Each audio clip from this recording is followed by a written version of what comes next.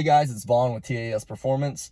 What I'm going to be doing today is I'm going to be making a tutorial on installing our Reverse Polarity Kit for 4th generation 4runners. It's 03 to 09. What the kit does, it takes your amber screen with black letters and turns it into black with white letters. It's pretty easy to do, but it is a little tedious. Just hang in there and follow the instructions, and you should be able to do it no problem. So a couple tools that you're going to need: either a ratchet with a 10mm socket or a Phillips head screwdriver. A flathead screwdriver will also help. You also need a pair of needle nose pliers or regular pliers to clamp the quick connect. And then a set of non-marring pry tools will also help out. So the first thing you want to do is open this compartment, and there's going to be one bolt down here. That's going to be either Phillips head or 10mm. You can use either one of them on it. This one, whenever somebody installed the radio in this, they put just a 10mm back, so we don't have the option of using Phillips head on it. All right, now that that's out, we have to remove the HVAC unit. Just do that by prying at the bottom of it. Sometimes it'll be a little harder if this has never come out before, and you may want to use some sort of soft non-marring pry tool on the sides. Don't use a screwdriver or something, because you'll end up scratching the sides or actually messing up the HVAC unit. And then we're just going to unplug it.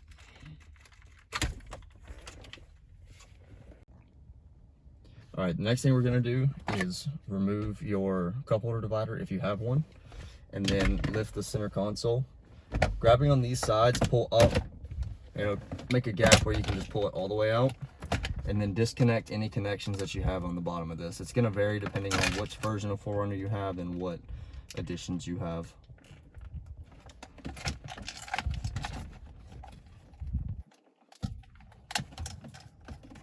And then next we're going to remove the outside bezel, which just pull up and towards the back of the vehicle. The next thing you want to do, there is a black cover that goes over the circuit board. You want to remove that with these two screws here.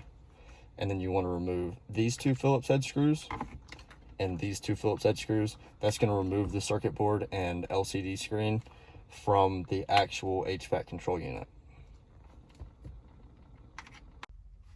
So for this bottom piece, for this circuit board down here, you're going to want to use a smaller screwdriver. This one's a number 1. Seems to work pretty well.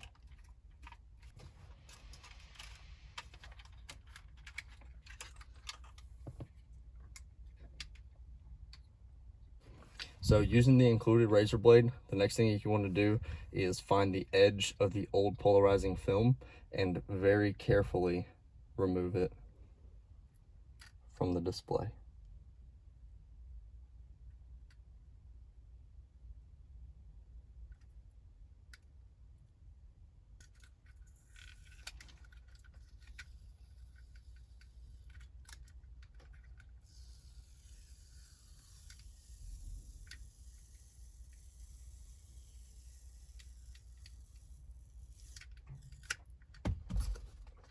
So in this part of the process, you can go ahead and locate your LEDs and your quick connector.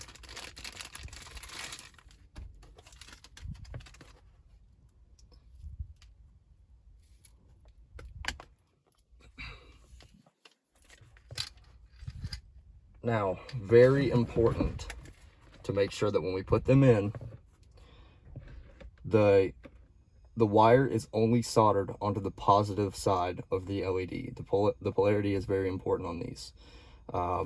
They do have a Phillips head slot so that you could use a Phillips head, but a lot of times the epoxy that we use on there will cover that up. So you may have to use some sort of plier to put it on. The positive side goes down if you have your HVAC in this orientation, and then on your left LED, it's going to be up. So make sure that when you put it in, you put it in so that with your quarter turn,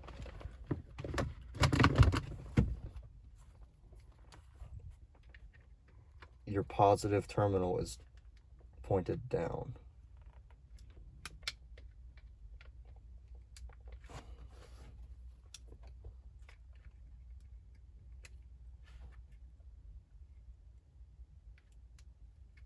Another thing to note, when you put the black plastic cover over this, the wires will interfere with it a little bit. There will be a little bit of contact, but the best thing to do is just take a pair of any kind of cutter or trimmer or Dremel or something like that, and just clearance that just a little bit so that you can route these wires properly.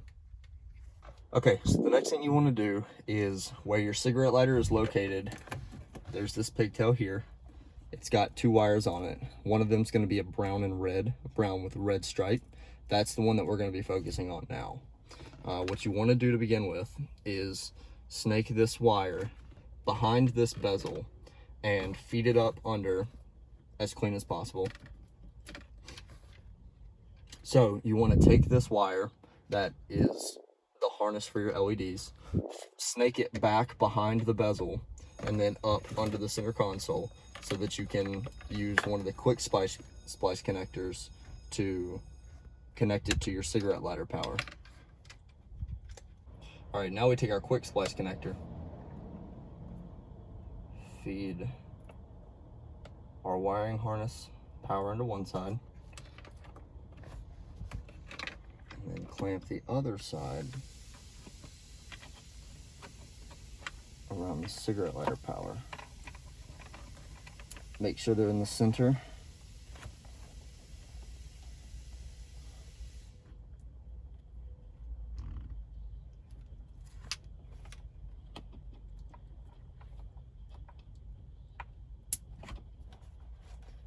And then it's going to click once to go into place. Use your needle nose or pliers. Make sure it's tight. And it'll click into the second position.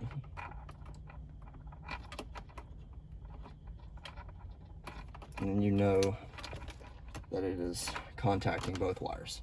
Now you should be getting power to the LEDs behind the HVAC control. So if you notice in your kit, this is an exaggeration, but they are slightly larger than they should be. This is because when you put the film over, a lot of times you may have to turn it slightly, as it can go from a brown to a darker black. So there will be enough room for you to rotate it slightly just to find the correct position for the polarizing film. So now we plug in the HVAC unit first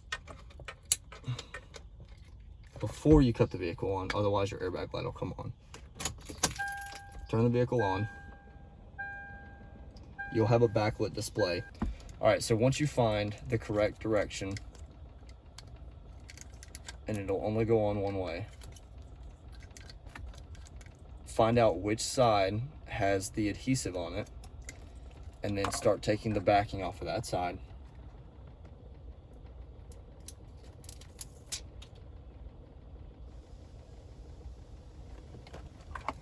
Also, it's very important to make sure that you prep the screen using isopropyl alcohol and a microfiber rag.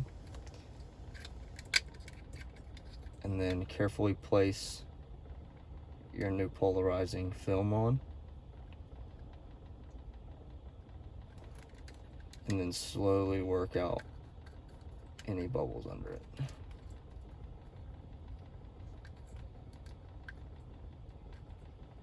And there will be a little bit of excess. We put that on there just so it's easy to find the actual position for the correct polarity. So once you have it stuck down and in the right spot and you know that it's working well, then you will cut the excess off of the film from the sides. All right, so after trimming off all the excess, all that's left is to put it back together, and then we'll do the same thing with the odometer. But the process is the same, so I'm not going to record that one. Once again, I want to thank everybody who was involved in our pre-order sale and all of those who shared interest in our kit. We're excited to share more products soon, and we hope that you all enjoy your reverse polarity kits. More info on those kits will be in the description of this video.